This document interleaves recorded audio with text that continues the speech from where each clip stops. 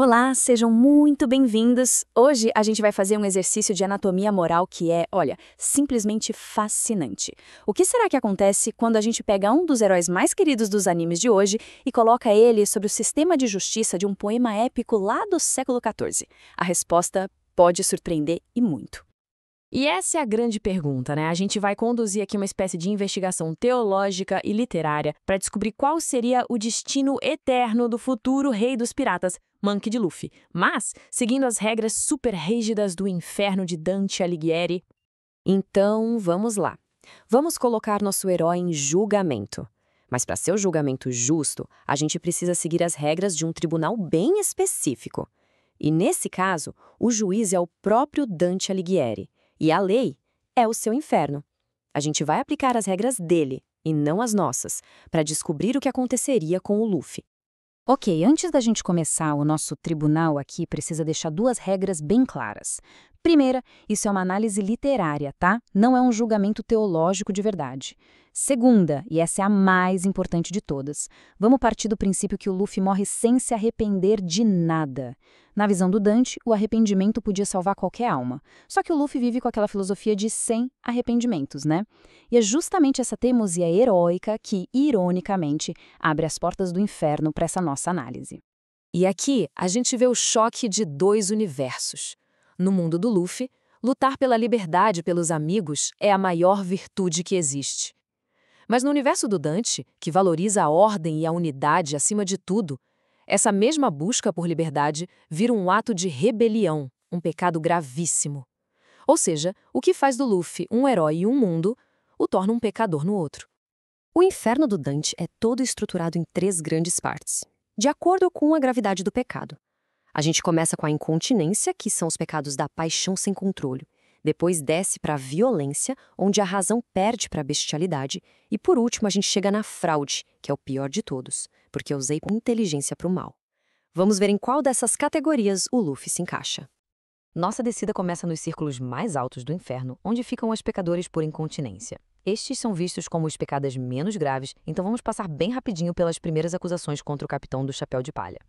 Primeira acusação: luxúria. Bem, essa é fácil, né? O Luffy é praticamente assexuado na história. As paixões dele são por aventura, por carne, por liberdade. Mas romance não é com ele. Veredito: inocente. Próximo. A gula. O apetite do Luffy é lendário, certo? Só que aqui tem o pulo do gato. Para Dante, a gula não é só comer muito. É colocar o prazer egoísta da comida acima da razão. E a comida para o Luffy é o quê? É combustível e é um ato de união. Os banquetes. Não é um vício que isola ele. Então, por mais que ele coma, ele é inocente dessa acusação específica. E a gente continua a todo vapor.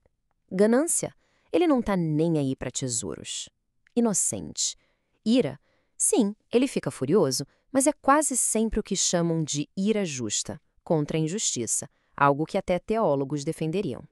Não é aquele rancor cego que é punido no inferno. Então, até agora, o Luffy tá limpo. Mas a gente está só começando a descer.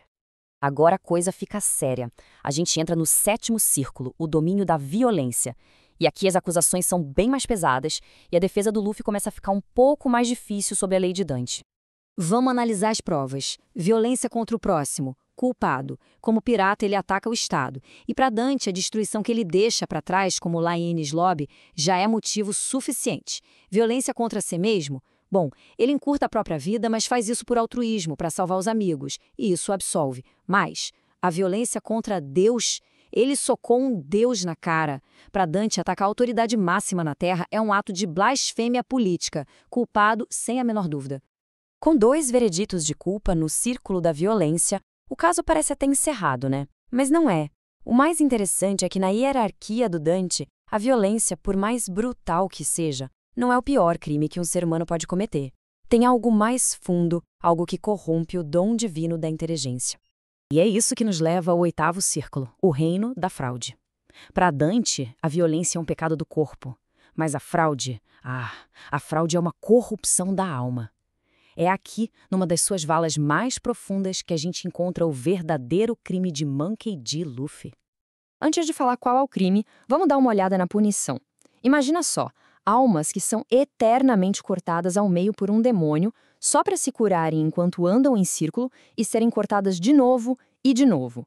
Uma punição terrível reservada para um pecado que Dante considerava especialmente abominável.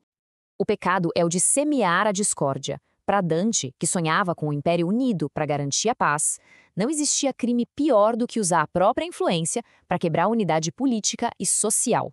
Não é um crime de paixão, é um ato deliberado que causa divisão e caos. Agora, pensem nos atos do Luffy sob esse ponto de vista. Ele declarou guerra ao governo mundial quando queimou a bandeira deles, ele invadiu a prisão de Impel Down, soltando o caos no mundo só para salvar uma pessoa. Ele viaja de ilha em ilha, não só derrotando tiranos, mas quebrando os próprios sistemas que, para o Dante, mantêm a ordem. Ele é a força catalisadora da desordem mundial. Portanto, o ponto central é esse. O maior pecado de Luffy não é a violência, é a cisão política.